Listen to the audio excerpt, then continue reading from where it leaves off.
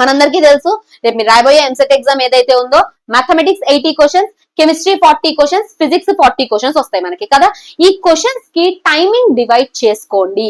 ఎలా డివైడ్ చేసుకోవాలి అంటే టైమింగ్ ని ఇలా డివైడ్ చేసుకోండి. మీకున్న టోటల్ 180 మినిట్స్ ఏవైతే ఉన్నాయో 180 మినిట్స్ ఇలా డివైడ్ చేసుకోండి అన్న. మ్యాథమెటిక్స్ కి 90 మినిట్స్, ఫిజిక్స్ కి 40 మినిట్స్, కెమిస్ట్రీకి 30 మినిట్స్. నీకు ఇక్కడ అయిపోవాలి ఎగ్జామ్, ఇక్కడ ఎగ్జామ్ అయిపోవాలి. లాస్ట్ 20 మినిట్స్ ఏదైతే ఉన్నాయో ఈ 20 మినిట్స్ కూడా నీకు అస్సలు రాని కాన్సెప్ట్, అస్సలు రాని క్వశ్చన్స్, వాటి మీద చీట్ కోడ్స్, ఆప్షన్స్ చూసి ఆన్సర్ సెలెక్ట్ చేయడం, ఆప్షన్ సబ్స్టిట్యూట్ చూసి ఆన్సర్ పెట్టడం, అలాంటి చీట్ కోడ్స్ లాస్ట్ 20 మినిట్స్ లో అప్లై చేయండి. అంతే తప్ప కనబడ్డ అన్ని క్వశ్చన్స్ కి చీట్ కోడ్ పెట్టద్దు, అనవసరంగా మార్కులు పోతాయి మీకు.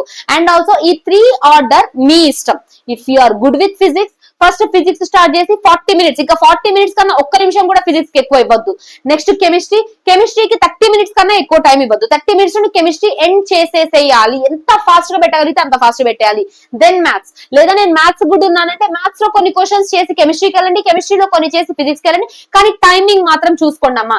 కెమిస్ట్రీ 30 మినిట్స్ కన్నా ఒక్క సెకండ్ కూడా ఎక్కువ ఇవ్వద్దు. ఎందుకంటే నీకు వచ్చిన కాన్సెప్ట్ అనేసి క్యాల్కులేషన్ చేసుకుంటూ కూర్చున్నాం అనుకో, టైం వేస్ట్ అయిపోతుంది మనకి. నెక్స్ట్ ఫిజిక్స్ కి 40 మినిట్స్ కన్నా ఎక్కువ ఇవ్వద్దు, మ్యాథ్స్ కి 90 మినిట్స్ కన్నా ఎక్కువ ఇవ్వద్దు. ఈ టైమింగ్ ఇవ్వండి. ఇంకా ఇవన్నీ ఇచ్చాక నీకు 20 మినిట్స్ మిగులుతాయి. ఆ 20 మినిట్స్ లో ఇంకా నీకు అస్సలు తెలియని క్వశ్చన్స్ రాళ్ళేసుకోండి.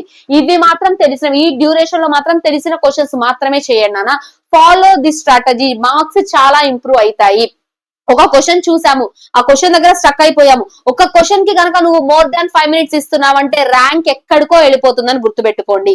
ఆ 3 అవర్స్ బ్రెయిన్ చాలా షార్ప్ గా పనిచేయాలి. ఒక క్వశ్చన్ చదివామా, whether it is maths or physics or chemistry, question చదివామా, నీకు వచ్చిందా, లెస్ దాన్ 5 సెకండ్స్ లో నువ్వు డిసైడ్ అయిపోవాలి నేను ఈ క్వశ్చన్ చెయ్యాలా, నెక్స్ట్ కి వెళ్ళిపోవాలా. నీకు అది వచ్చు అనిపిస్తే చెయ్యి, లేదు అనిపిస్తే వదిలేసి నెక్స్ట్ క్వశ్చన్ కి వెళ్ళిపో. లేదా ఇది నేను ట్రై చేస్తే వస్తదేమో అనిపిస్తే keep it for mark as review. Mark as review పెట్టండి. మీకు అది వైలెట్ కలర్ లో వస్తుంది ఆ క్వశ్చన్. మార్క్ యాజ్ రివ్యూ పెట్టండి. నీకు అస్సలు తెలియదు, ఇక నువ్వు ఒక క్వశ్చన్ చదివా, ఒక క్వశ్చన్ కనబడదు, అసలు నేను చదివిన చాప్టరే కాదు, దానికి మార్క్ యాజ్ రివ్యూ పెట్టద్దు. దాన్ని జస్ట్ అలా వదిలేసేయండి, రెడ్ కలర్ లో ఉంటది. సో దట్ నీకు అవుట్ ఆఫ్ ఈ 160 క్వశ్చన్స్ లో నీకు క్లారిటీ వస్తుంది. రెడ్ కలర్ లో ఉన్న క్వశ్చన్స్ ఏంటంటే అసలు నీకు తెలియని క్వశ్చన్స్, నువ్వు రాళ్ళేసి ఆన్సర్లు పెట్టే క్వశ్చన్స్ అవి. వైలెట్ కలర్ ఏంటంటే టైం టేకింగ్ కానీ నువ్వు చేసి పెట్టగలిగేవి. ఇంకా తెలిసిన ఆన్సర్స్, సెలెక్ట్ చేసిన ఆన్సర్స్ గ్రీన్ లోనే ఉంచండి. ఇలా ప్రాపర్ గా సగ్రిగేట్ చేసుకొని రాయండి అమ్మా ఎగ్జామ్స్. ఎగ్జామ్ లో 3 అవర్స్ మ్యాటర్స్ అలాట్. అట్లీస్ట్ ఒక 1 అవర్ ముందు ఎగ్జామ్ కి వెళ్ళండి అండ్ చాలా పీస్ఫుల్ గా ఉండండి. ఒక క్వశ్చన్ రాలేదు అనేసి డల్ అయిపోవడం, ఒక క్వశ్చన్ రాలేదు అనేసి ఈగోకి తీసుకొని అక్కడే స్టక్ అయిపోవడం ఉండదు. 5 సెకండ్స్ టైం అంతే. 5 సెకండ్స్ లో నువ్వు క్వశ్చన్ చదివి వస్తదనిపిస్తే చెయ్యండి, రాదనిపిస్తే వదిలేసి నెక్స్ట్ క్వశ్చన్ కి వెళ్ళండి. ఈ డ్యూరేషన్ వరకు ఏదైతే ఉందో ఈ డ్యూరేషన్ నువ్వు అంతా క్వశ్చన్స్ చూసేసి ఉండాలి. ఆల్ 160 క్వశ్చన్స్ ఈ డ్యూరేషన్ లో చూసేసి ఉండాలి. లాస్ట్ 20 మినిట్స్ లో ఇంకా నువ్వు చూడడానికి ఏ క్వశ్చన్ మిగలకూడదు. నాట్ విజిటెడ్ అనేది 0 ఉండాలి నీకు. అన్ని క్వశ్చన్స్ చూసేసి ఉండాలి. చూసేసిన తర్వాత లాస్ట్ 20 మినిట్స్ రెడ్ కలర్ లో నీకు అస్సలు తెలియదేదో వాటి మీద రాళ్ళేసుకోండి.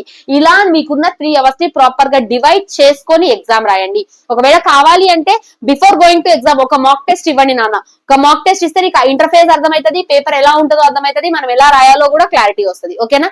ఎలాంటి టెన్షన్ తీసుకోవద్దు, ఎగ్జామ్ లో స్ట్రక్ అవ్వదు, పీస్ ఆఫ్ మైండ్ తో ఉండండి. మీరు చాలా బాగా ప్రిపేర్ అయ్యారు, చాలా బాగా రాస్తారు. No need to worry at all. All the best to everyone. Thank you so much.